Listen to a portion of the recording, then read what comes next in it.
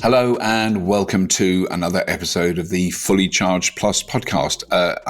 People who are just listening to this, which is the vast majority of people who can hear me at this very moment, won't be aware of this, but some of the people who may watch the YouTube version will notice that I'm currently bathed in winter sunshine, which is lovely. And very, very appropriate for this episode because I'm bathed in solar energy. And that's what we're talking about today. I'm joined today by a really interesting physicist, a woman who works for Bloomberg NEF. Now, I first mentioned this, as you will hear, as New Energy Finance, Bloomberg New Energy Finance. It's not called that anymore. You'll hear me being corrected. It's Bloomberg NEF. But New Energy Finance was founded, I don't know how many years ago, 16, 17, 18-ish years ago, by Michael Liebreich, who I've had on the show and whose show I will be on, his own show called Cleaning Up, his own podcast, I beg your pardon, which I'm a guest on in later this year.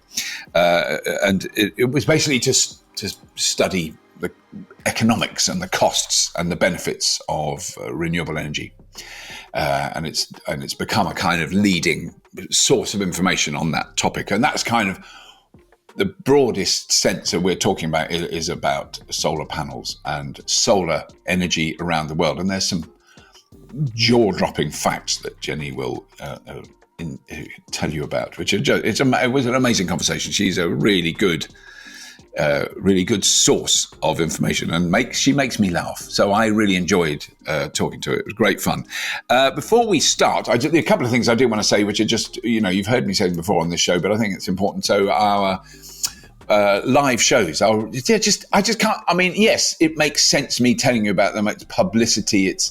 It's all those things. It's promoting and all. I don't even like any of that stuff. But what's going to be there is going to be so amazing. This is a Fully Charged Live UK is 29th, 30th of April, 1st of May this year. So a couple of months to 2.5 months time. Just amazing. Who's going to be there? And everyone you've ever heard of, everyone we've ever had on the show is going to be there with big displays, with huge lecture theatres, with enormous stuff going on outside. Just, it is extraordinary. A really noticeable turnaround. And this is kind of not to do with Fully Charged. This is to do with the industry at large. That the energy and the dynamism and the optimism and the technological possibilities that we occasionally represent, that's happening anyway. It's kind of happening anyway. And all we've managed to do is create an outlet for that stuff. And there's such an incredible commitment to bringing that to the biggest audience possible, which is what we're doing here. And I mean, I was at a Polestar event recently, which I can't talk about yet because it's still under wraps what we saw, but very interesting. But it was fascinating to hear that one of the key moments for them last year as a company, Polestar Cars, as a company, was appearing at Fully Charged Live. And that was just like thrown away in their kind of corporate presentation. And I went, oh goodness, that's quite interesting. That's a fantastic way for a company like that to have direct contact with our audience, which was really encouraging and to see. So it is definitely worth, if you're in the south of England, coming along. Now, there's going to be announcements very soon about a similar event in the northern part of these lovely long islands off the coast of Europe. But there'll be more information about that soon. And then, of course, in the middle of May, in May the 20, where are we now? Let me just have a look at May, because I don't want to give the wrong dates. May the 20th, 21st and 22nd, Fully Charged Live will be in Amsterdam in the Netherlands. And again, what's happening there is amazing. That's going to be absolutely incredible. We have delayed that. That was going to be in March and it's now in May. And I think I'm really pleased about it. Also because I want to stay in Amsterdam for a few days and go cycling and drink some coffee. That's what I really want to do. But no longer smoke cigarettes like we used to in the 1970s and 80s in Amsterdam. And other things we'd smoke. No need to go into any details on that score. So let's get on with the show. Before that, though, let's have a quick word from our fantastic sponsor, My Energy. What an incredible company. What an incredible story. Let's hear a little bit from them.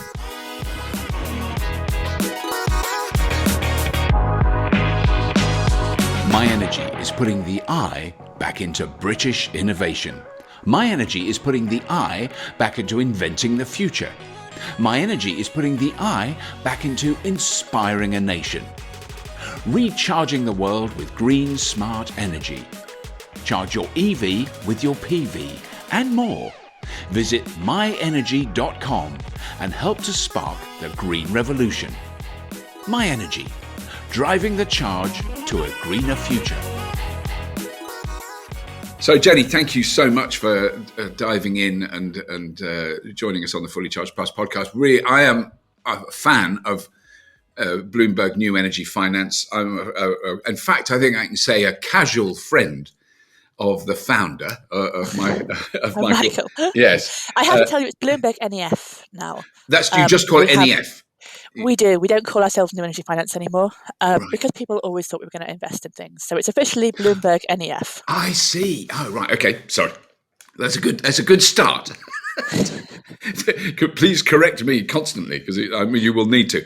But yeah. So and I met Michael at a conference. I can't remember how long ago, and I was. I think it's fair to say he's quite energetic. Michael is very energetic, yes. Yes, if only we could tap some of that and put it into the national grid, we'd all benefit.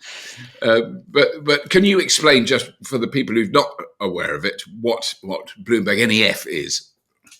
So basically, we're all about providing information about clean energy. And when Michael founded the company in 2004, it was about what information will investors need to make investments in clean energy? Because one of the things that was holding back investment in clean energy at the time was that they would look into this and there would be a bunch of fairly green-tinged organisations providing information that was not terribly reliable.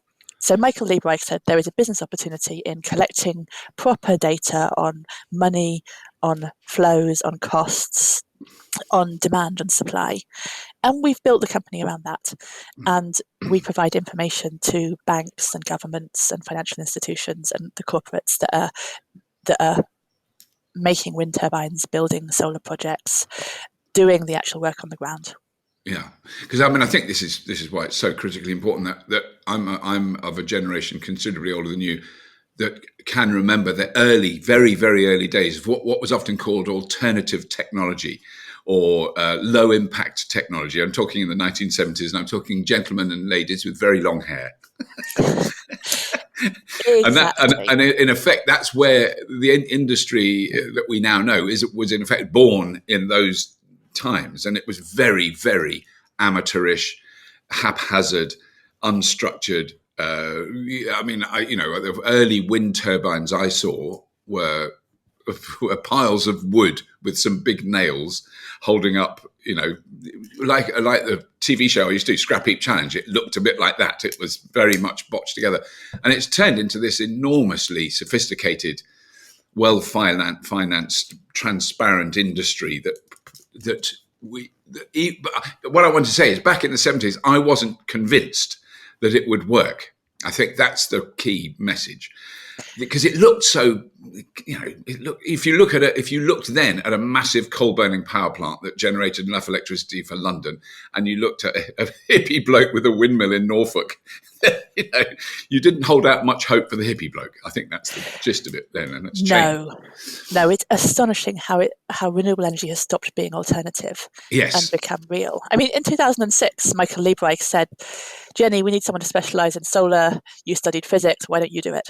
Right. And so I did, and I thought maybe one day it would be 1-2% of the world electricity supply. Right, even and that I was recently. Happy with that. Even that recently, yeah, and wow. I was starting to specialise in it, and I was thinking it'd be 1 or 2%. I mean, it's still only about probably between 3 and 4% of world electricity right now, but it's going to be more than that. Right, because that was one of the recent reports I've read about. That increase and occasional decrease. I mean, as we've seen in Europe, there's been a slight decrease in investment in solar in the last year. Is that right, or in 2020? That's probably true. I don't worry too much about that, to be No. honest, Well, because the increase elsewhere is so enormous. Yeah. well, there is that, and there's also the fact that solar is getting cheaper. So Yeah. sometimes, so at the moment, there's this. In fact, for the last decade, there's been this huge flow of money looking for opportunities to invest in solar and wind. Right. And to be honest, there's more money looking for opportunities than there are actual good projects to invest in. Wow. And Wow. some of that money has gone to bad projects. But when investment goes down, I think that's very often a function of solar getting cheaper and therefore the money not being able to find as many places to go, Yeah. and not actually a lack of appetite. So the volumes have gone up. Right. I mean, that is extraordinary, though. That there is.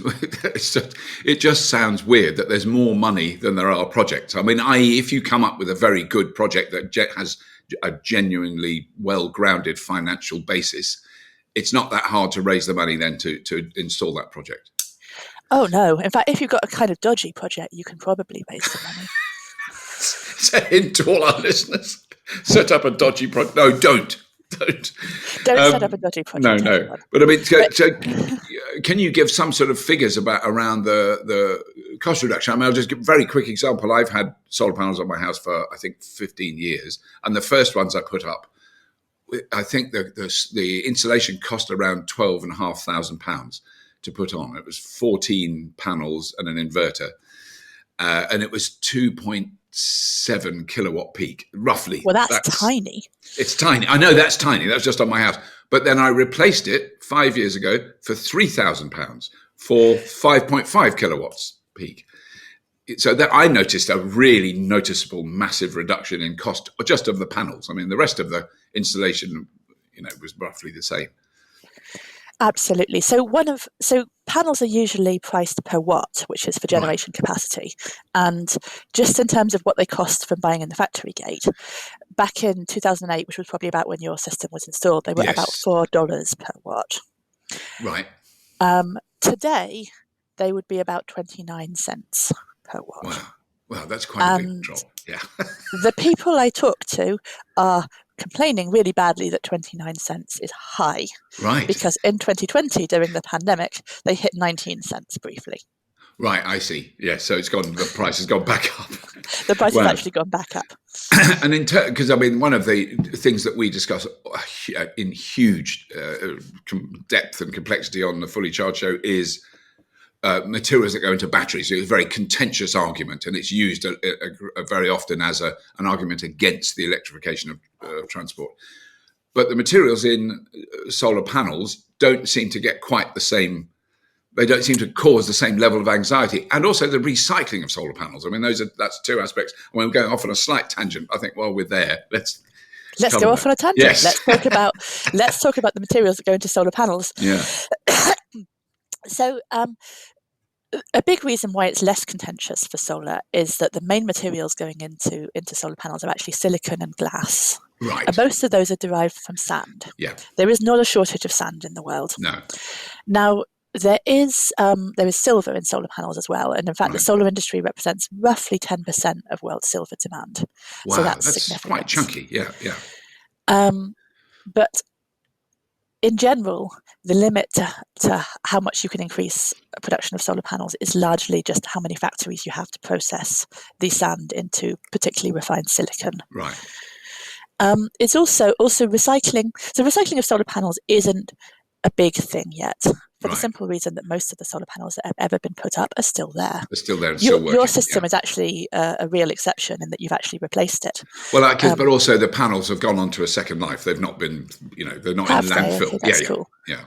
And mostly they can. I mean, solar panels are under warranty for 25 years, and there's no reason why they should stop. They don't magically stop working after 25 years. They just become less efficient. Less efficient, yeah. Slowly, very slowly. And these days we will often assume 40 years as a lifetime for a solar plant with good maintenance. That is very good news. Oh, that is very interesting then. So even, my second-hand ones, which were less efficient anyway than the newer ones, but they're still, as far as I know, they're still perfectly functional. See, efficiency doesn't matter. It doesn't really, does it? To a first order effect, if your feedstock is free and the sun is free, it doesn't matter. Although the more efficient, the less space they take up and the less materials you need to fasten them in place. Yeah. And that means, so basically all this means that recycling volumes of solar panels is actually quite small at the moment. Right. And they're not very valuable to recycle. So unfortunately, a lot of them do get landfilled. Right. This will probably change over time. Yeah. I mean, that is certainly I think it's going to be something that hits us in about 10 years when maybe the very first ones that went up, really, people are going, well, look, these are barely worth it anymore. 25, 30 years after they've been installed. And then what do you do? Because there's going to be I don't know how many solar panels there are in the world. I'm not expecting you to know that, but I would imagine there's some millions. Oh, there are more than millions. Right. I need to check how many. Yeah. But basically, the volumes at the moment are just not economic to recycle in most Yes. places. Yeah. I mean, worst case scenario, you could grind them up and use them as construction sand. It's not Right, impossible to do. Right, which is, I mean, yes, whenever you recycle stuff, I've learned this from investigating it, it's when you have to use heat that it becomes an expensive and difficult process. But if you're just mashing them up, it has an energy cost, but it's much less than having to use high temperatures. So. Exactly. And what you really want is to get the silver out, though, and that is kind of tricky. Yes. In the long run, we would like to get the silver out of the solar panels. Yeah. But we've got time to figure it out. Yeah. It's not one of my big anxieties. I'm going to leave. Let's move on. But then the efficiency increase, you did mention that, but we've kind of covered that. No, we've covered the cost per watt, but what about the actual energy efficiency? Because the ones I've got now just produce more electricity. There's no question of it. Effectively in the same area of roof. Well, that's because they're 5.5 kilowatts versus 2.7 yes. kilowatts. So they should produce in roughly that ratio more electricity. Yeah, so but there are a similar number of panels. So that's what I think that's the thing, is producing more energy. Yeah. So a higher efficiency means your panels take up less space for more energy. And that's definitely been the case. So the typical efficiency of solar panels was probably about 13-14% when you put them on your roof, and now it's about 20% roughly. Right. So you're getting a lot more energy per unit area. And just for reference, photosynthesis is around 1% efficient. So like solar on a leaf, on a tree. On a leaf, yes. Yes. So solar panels are pretty good at capturing that's amazing. electricity. Yeah. Now, actually, just very quickly, because this is very pertinent. To talk to you this week. At the end of this week, another 6 kilowatts of solar panels. I'm not going to talk about my house all the time, but I'm very excited about it. Another 6 kilowatts of solar panels are arriving to put on ground mounted in the back garden, but they are double-sided. I don't understand this technology yet, but they will also produce electricity from the back. Oh, you got bifacial. Bifacial, thank you. You got bifacial in the UK. That's weird. Is it weird? It's a bit weird. Wasn't my choice. It was I think the people who are installing them are excited about installing, and they went, "Oh, Rob will have them. He won't complain." So why would you have bifacial, say, in Saudi Arabia or Morocco? So first of all, you're putting your bifacial modules in a ground-mounted installation, which is the right thing to do, because basically traditional monofacial solar panels. Right. Traditional monofacial solar panels have opaque background. So light can't come in. Bifacial ones have glass on the back, which makes them a little bit heavier. It's a little bit more expensive, but it means that they can absorb reflected light from the back. Right.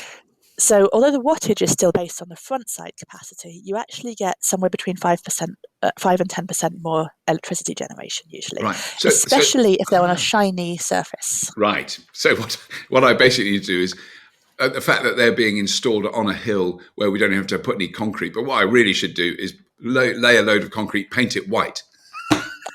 No, tinfoil would do fine. Tinfoil? I'm just trying to now work out how my wife would go, "Come in the garden, darling. I mind the tinfoil." No, don't do that. Leave your ground permeable to absorb water, and maybe grow some plants that will help insects. Yeah. No, there's honestly in my garden there's plenty of that. Yeah, we're not starving the insects. Anyway, okay. So that's that. So the total global install, then, we did mention that right at the beginning, but it does seem to be increasing at a staggering rate. And I mean, there's a story we're covering actually soon about the accuracy of numbers coming out of China. This is in terms of wind more than solar, but there is that sort of, I think, reasonable doubt when you hear truly colossal, like multiple gigawatts of solar here or there. How that's what is so complex of your job, is how you judge that, how you accept those figures, how well they can be verified. So the Chinese wind figures we think are pretty good. Oh, right, okay. Our Chinese, because it's actually fairly difficult to hide a wind farm. Yes. And if there's not one there, you can see it. You can literally see from space. Yes, that's a good point. And our wind team do a lot of work on, on one occasion they actually paid a local postman to go and take photos of a wind farm because one of the companies involved was insisting it was fully built, and somebody else was insisting it wasn't. So they actually just paid a local postman to go and take a photo of it. Right. So the wind numbers I'm quite sure of. Solar numbers are actually harder. Yeah. First of all, because solar plants are typically smaller. And secondly, because a lot of countries report the capacity of the grid line rather than the capacity of the panels. Right. And the capacity of the panels is nearly always bigger than the capacity of the grid line. Right. So China's National Energy Administration has reported 55 gigawatts of installed solar for last year. And we think it's probably actually about 71 gigawatts of solar panels, just because there is this oversizing effect. Right. That is very interesting. So, sorry, just to clarify that's 51 gigawatts of newly installed last year Sorry, solar, 55, not 55 gigawatts, yeah. They say 55 gigawatts of newly installed. We think it's probably 71 in terms of panels installed rather than grid connection. Yes, that is big. That is big. I mean, because that is more than it's about what the UK can consume on at peak time. I mean, we go over 55 gigawatts, but not often. I mean, it's basically all the electricity that the UK uses. Roughly, of course, it's only going to be producing that in the day, a few hours a day. Yeah. But the capacity is phenomenal. And so, do you know what the total is in China then? I mean, okay, sorry, let me rephrase that. Who's actually currently in the lead in terms of installed solar? Which country? That'll be China. It is China, right? That will be China, no doubt. And roughly what is it there? Do you know? So total global solar capacity is currently just under a terawatt. Right. As in, it probably passed a terawatt in the last month, or will this month. Right. And that's total global installed capacity. Total global installed, yes. Yeah. And China has about 330 gigawatts. Right. So China is roughly a third of global installed capacity. Installation. That is amazing, yeah. But I mean, they also produce the panels. They do. They produce the vast majority of the panels. Right. Yeah.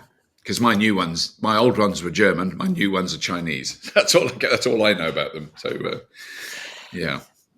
They would be mine are Chinese as well. Right. Yes. It's just normal, isn't it? But the thing is, so are my socks, t-shirt, hat, jacket, very large parts of my car, my computer, my phone. That's a thing we've discussed a lot. But I mean, is there a continued increase in the investment in solar around the world? I mean, is it going up, staying steady, going down? What's happening in that sense? There's a very continuous increase in the annual installed capacity. Right. Sometimes the investment fluctuates a bit because the price fluctuates, but the investment did go up pretty sharply last year in 2021 because, apart from anything else, the price went up a bit, but also the volume went up. So in 2020, new volumes were 144 gigawatts built worldwide. Right. And in 2021, we don't have the final numbers yet because it's very hard to people just don't report their numbers until sometimes the next year. But was probably about 183 gigawatts. Right. So big increase. And I mean, is that are the trends looking like that will continue this year? Definitely, yes. I mean, this will be the first 200 gigawatts a year in 2022. Right. And it's also, I think, probably going to be the first year when more new electricity comes from solar, not just installed capacity. Right. So so solar is now overtaking things like new gas plants, new nuclear, new wind. Yeah, exactly. It did that a while ago in capacity terms, really a while ago. at least 5 years ago. Oh, For at least right. 5 years, Okay. solar has been the largest source of new installed capacity. Right. But this year, I think it will probably add the most generation, unless wind has an unexpectedly great year. Yes. So are the two leading new installed capacity Wind and suppliers solar. they are wind and solar. It's as simple as Absolutely, that. Right. yes.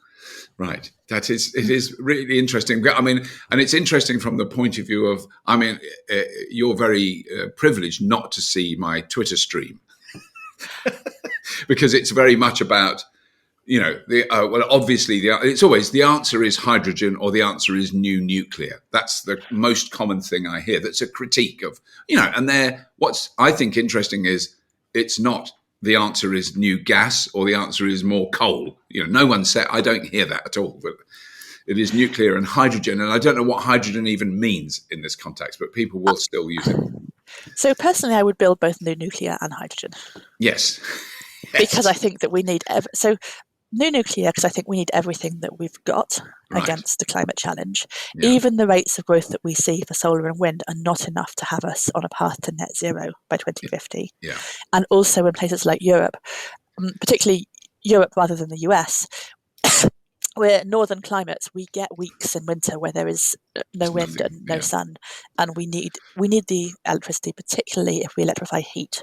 So I would definitely have some new nuclear in the mix. Hydrogen's a little bit more complicated, because hydrogen isn't anti-renewables. No. Hydrogen is a way to integrate renewables into a global supply. And store and provide long-term storage. Yeah. So the dream, and it is getting closer with hydrogen, is that there will be times of the day and times of the year when we have so much solar and wind that we don't know what to do with it in the future energy mix. And if what we do is use electrolysis to make hydrogen, we can then use that hydrogen to make steel instead of when currently we use carbon-based fuels to make steel. Yeah. We could use it to make ammonia, to make fertilizer, which again we currently use fossil fuels for. Right. And we could store it to make power later. Yeah. No, that's absolutely the most intelligent use of hydrogen. I mean, often I've been slightly off the accuracy of it. Often the hydrogen argument is used about ground transport, which myself and Michael Liebrich are we agree with each other. That's probably not a sensible solution, but there's going to be other uses of it, and that a bit of long-term storage like that. I mean, I've been to see a big compressed air a battery, if you like, at Birmingham University, which is really impressive and is in on a megawatt hour scale. But it's still, I don't know whether that is more sensible than hydrogen. It is that thing where you look at which is what you will understand intrinsically, physicists, but the energy loss is often not considered by people outside physics. That you put 4 kilowatt hours of energy into creating hydrogen, and you've got hydrogen, but you've only got 1 kilowatt hour of usable hydrogen out of that 4. And that the maths of that are alarming until you realize that 4 kilowatt hours doesn't cost you anything. It's just been made. And if you didn't use it to make the hydrogen, you literally would turn the wind turbine off or waste it. You just wouldn't use that energy. So then that's when it makes sense. And that's a hard thing to get your head around when, we switch a light on and we know we have to pay an electricity bill. It's a big jump. It is, but the move towards solar and wind does mean that sometimes that power value is going to be much more variable. Yeah. Sometimes there will be weeks when the grid really needs to do some desperate things to get enough electricity, but very often there will be weeks when there is just more electricity being generated than we know what to do with. Yeah. Yes, I mean that's the new paradigm, isn't it? Because we could always control what we could produce to balance with what we consumed effectively. Just burn more coal, burn more gas. That was the easy solution to that. And we've now got a far more complex beast that we have to live with. And batteries and compressed air storage are awesome, but they need to be cycled quite often to make any Yeah. economic sense. So Right. batteries are great for Yeah. for shifting your solar demand from day to night. Yeah. They are terrible for shifting your solar electricity from summer to winter. Right. Yes. I completely understand that. Yeah. Yes. Because I have them here. I'm running on batteries as I speak to you now because they were charged last night because it's winter and I charge them at night. In the summer, it's from the solar. So I mean, the other sort of question is, one of the things that we've really seen with offshore wind, or particularly offshore wind, but with wind turbines in general, is they've just got bigger. And the technology inside them has developed and changed in the time I've been aware of them existing. And certainly in terms of scale, our team has just been up the one in Rotterdam Harbour, which is a 14 megawatt wind turbine. I mean, it's just with I think they're 105 meter long blades, just colossal. And so the increase in their technology and capacity is very dramatic and visual and huge, and these things are out at sea and they survive the storms. There's somehow that story isn't as big or as dramatic in solar in that sense. That what do solar panels do? They sit on your roof, they sit in a field, they sit on the roof of a warehouse. It's not the most exciting thing. I try and get excited when I look at solar farms. It's quite hard. But that's the beauty of them, Robert. Yes. They don't move, so they don't break. I have a fabulous photograph from rural Australia, a farm in northern New South Wales, which is a row of solar panels, about 4 rows of solar panels on the side of a hill, north facing in Australia. It's slightly different. And in absolute serried ranks in the shade underneath them on the grass are sheep. And they're all lying down sheep never do that. Sheep would never lie down in a row unless there's solar panels in Australia, and then they do. So it was a really lovely example of, that they could live together. Certainly. I mean, solar panels don't have to cover the whole ground. Yeah, yeah. But I mean, is there a movement within the solar industry? Because there's certainly a side of me that I'm hugely in favour of it. But then there are fields that I live in the west of England, drive to London. There are fields, not industrial units or not old car parks, fields that used to have sheep or grow things on, that are covered in huge solar farms. And then I drive past a massive warehouse that hasn't got a solar panel anywhere near it.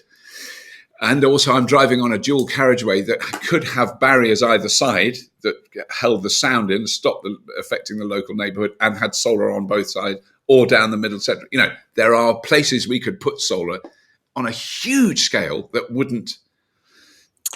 confine it to our industrialised, human-affected environment. Is that a stupid argument?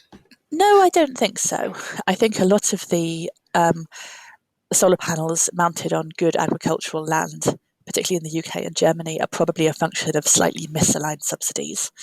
Thank you. Which is what a lot of land use is about. Yeah. And if I ruled the world, I would promptly set a mandate for putting solar panels on basically all new roofs that are suitably aligned.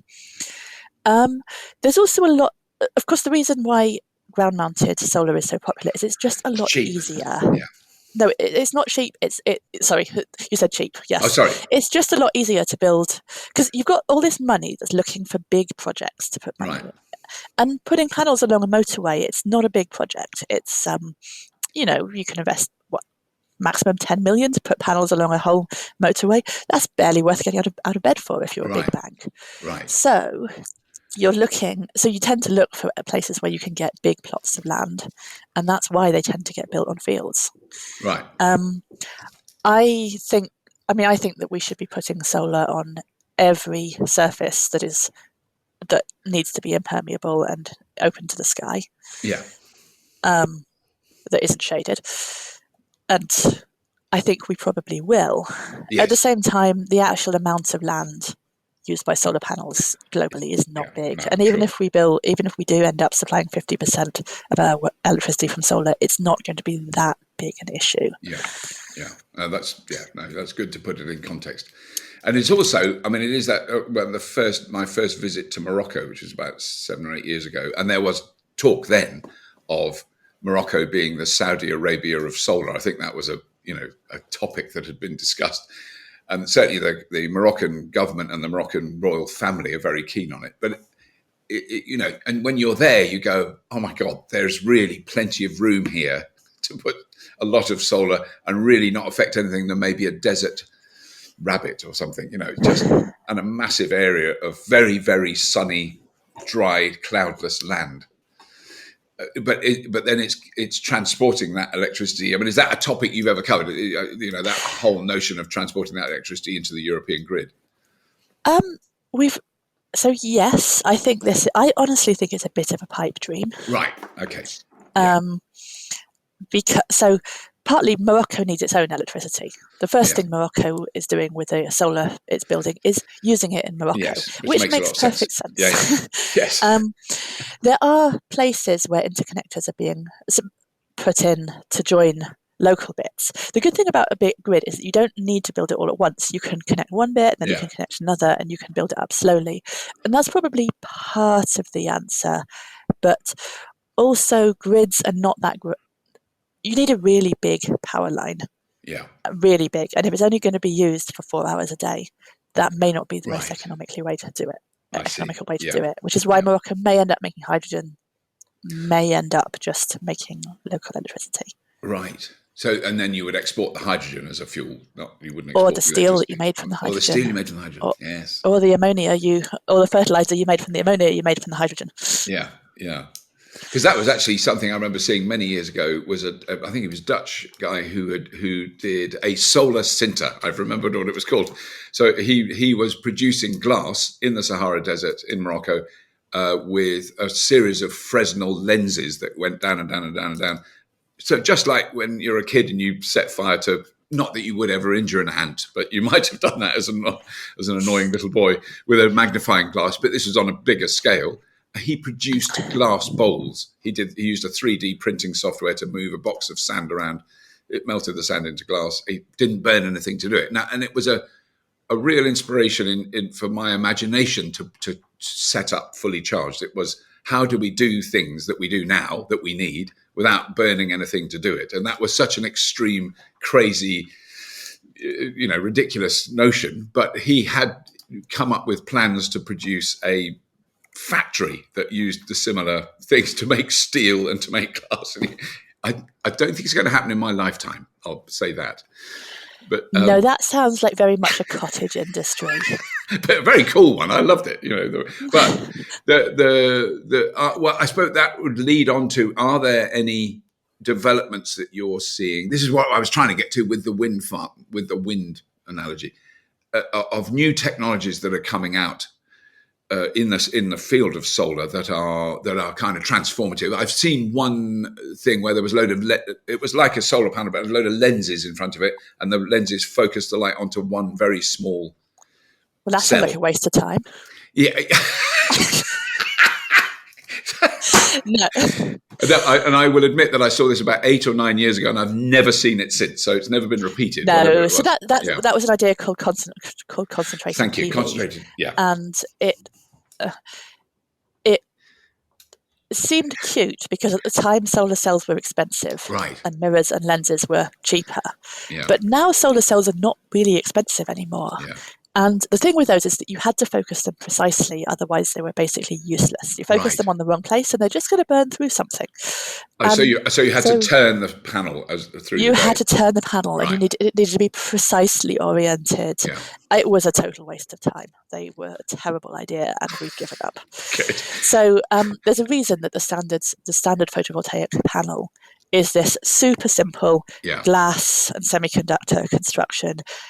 It's not that complicated. You put it in the sun and you wire it up, and it gives you energy when the sun is electricity when the sun is shining, and that's great. And there are not big improvements. The improvements are all on like tweaking that efficiency upwards and therefore that cost downwards. Yeah, it's very good to have someone who is politely very dismissive of some of the more wacky things that I've seen as I stumble around the new energy universe. Because I'm whatever I see, for the moment I'm looking at it, I'm impressed.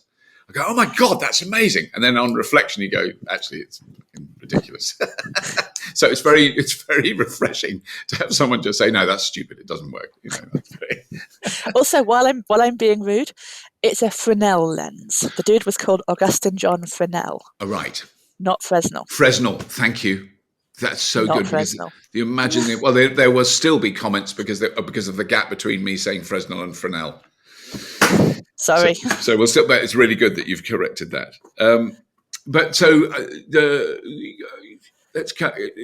I'd just like to try and get to that notion of how much impact it could have. There is an argument about if there was enough wind offshore and enough solar onshore. The argument about being 100% renewable, having an electricity grid that was 100% renewable without nuclear, because there is quite a strong argument. I'm not. And without hydro, hydro is also quite useful. And storage, those things. So yes, like British Columbia, that I'm actually going to soon in Western Canada, is 100% renewable effectively now, and that's hydro. It's hugely hydro, a bit of wind, not much solar, because of where it is. But they've got loads of mountains, loads of water, and not many people. So a bit like Norway. Exactly. It's like the American Norway, yes, the North American Norway. Taking the UK to 100% solar and wind with storage and hydro, I think would be a challenge, shall we say?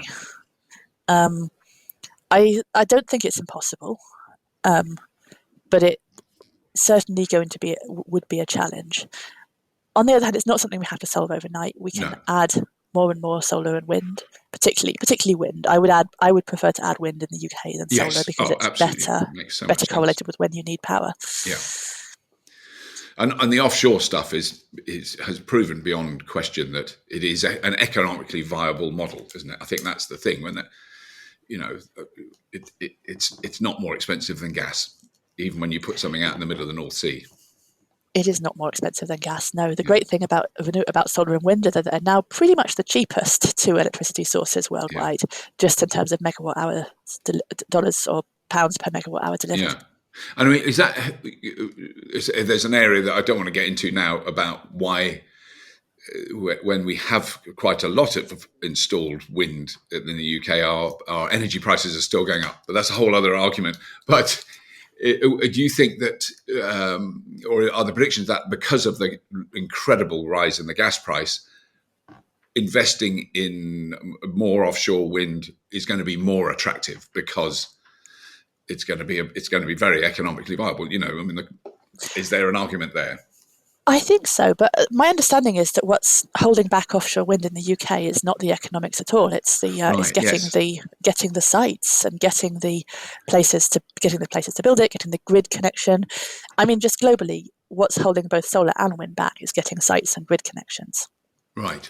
Yes. It's not the money. Yes.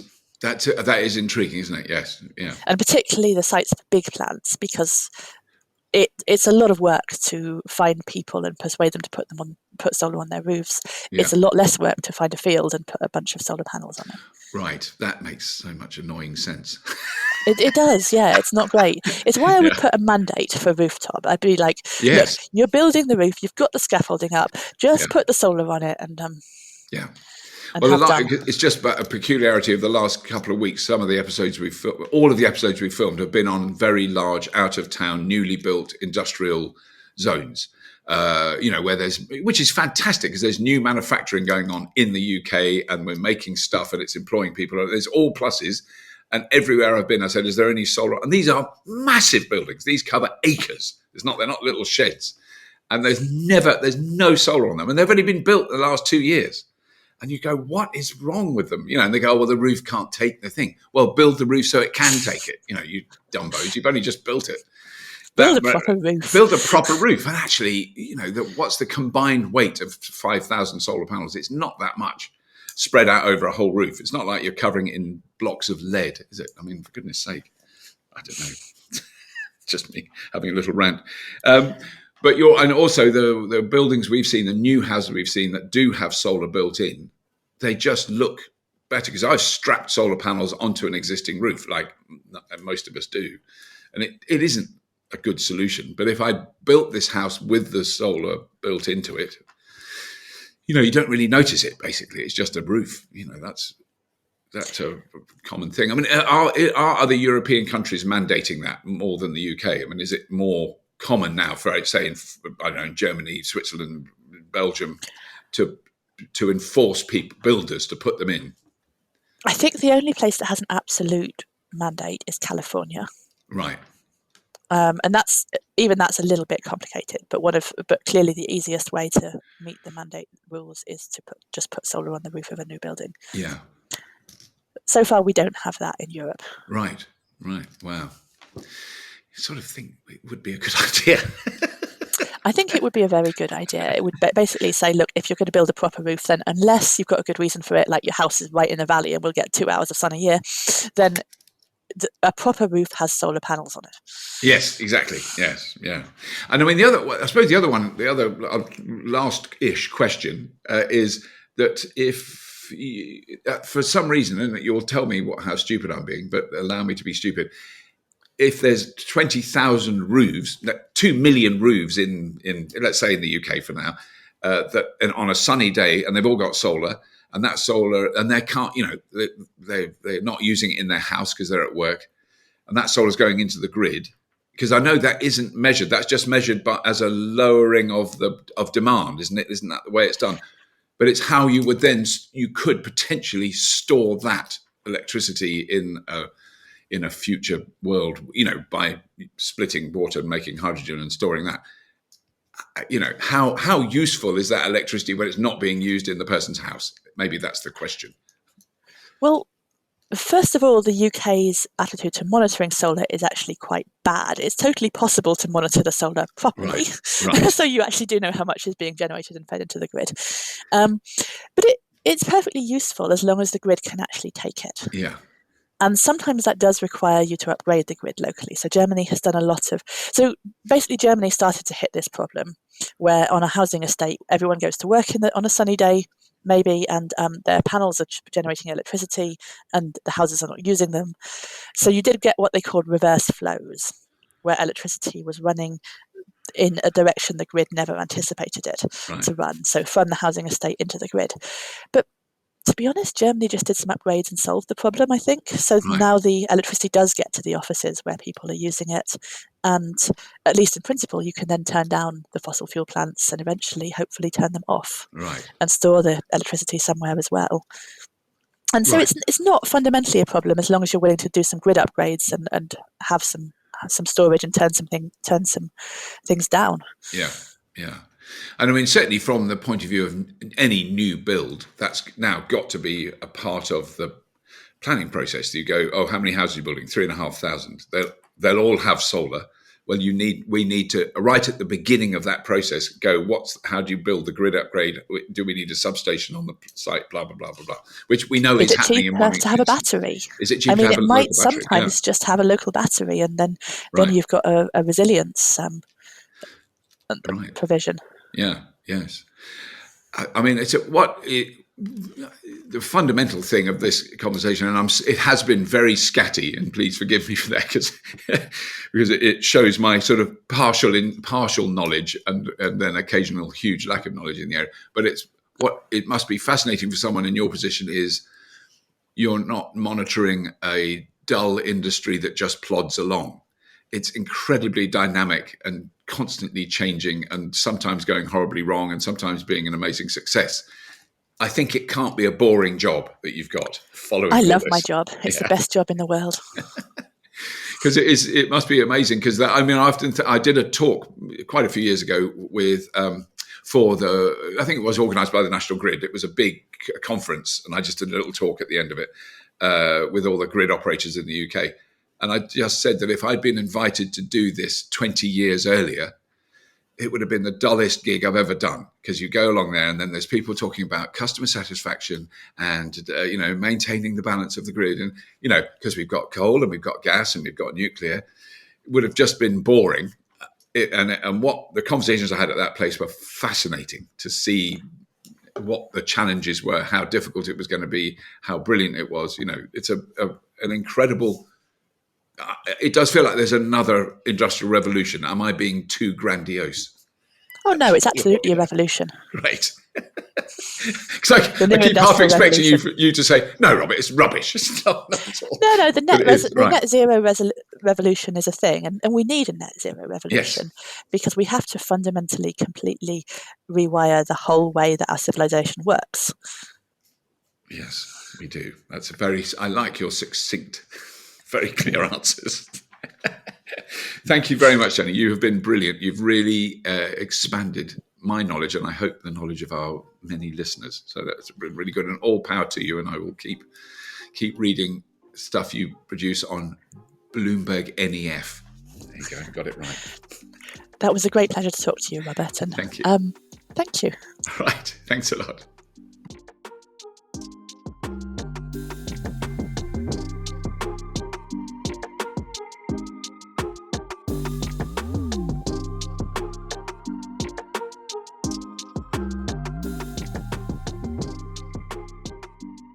Well, I really hope you enjoyed that. It was a wonderful conversation to have with Jenny. We definitely want to get her back on the show. She's really, really, really interesting take on it all. And clearly it's, a terawatt of solar around the world is not nothing. It's quite a lot. And I would predict within 2 years, it'll be 2 terawatts. And within 5 years, it'll be 10. It's just going to keep producing more and more from solar, and it's going to disrupt the established incumbents to a greater and greater degree. And it's time everyone got on board and stopped waffling and stopped making excuses and coming up with naff reasons about energy poverty, like our current tragically inept administration. I just thought I'd get that in right at the end to upset some people. That's it. I'm going to shut my old libtard, know-all, know-nothing gob. And thank you, as always, if you have been, for listening.